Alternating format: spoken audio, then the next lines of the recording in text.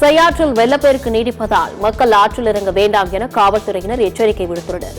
பெஞ்சல் புயல் காரணமாக 3 நாட்களாக கொட்டி தீர்த்த கனமழையால் திருவண்ணாமலை மாவட்டம் செய்யாற்றில் வெள்ளப்பெருக்கு ஏற்பட்டுள்ளது. தற்பொழுது செய்யாற்றில் வினாடிக்கு 25,000 கனஅடி நீர் ஆர்ப்பரித்து செல்கிறது. அதன் காரணமாக ஆற்றின் கரையோரம் நின்று மக்கள் செல்ஃபி எடுக்க வேண்டாம் என காவல்துறையினர் எச்சரித்துள்ளனர். ஆற்றில் இறங்கவோ குளிக்கவோ கூடாது என எச்சரிக்கை பலகை வைத்துள்ளனர். வில்லேஜுக்கெல்லாம் தண்ணீர் தான் பாஸ் பண்ணுவாங்க. ஸோ முன்னாடி எல்லாம் பாத்தீங்கன்னா 1 வீக்குக்கு முன்னாடி இந்த 4 days 5 days மழை இல்லாத காலத்துல ரொம்ப சிரமம் குடிக்கிற தண்ணி. பட் இப்ப பாத்தீங்கன்னா ரொம்ப யூஸ்ஃபுல்லா இருக்கும். செய்யாறுல ஒரு 7 நாள் அந்த மாதிரி தண்ணி விடுவாங்க. இப்போ தண்ணி அதிகமா இருக்கனால ஒரு நாள் விட்டு ஒரு நாள் தண்ணி விடுவாங்க.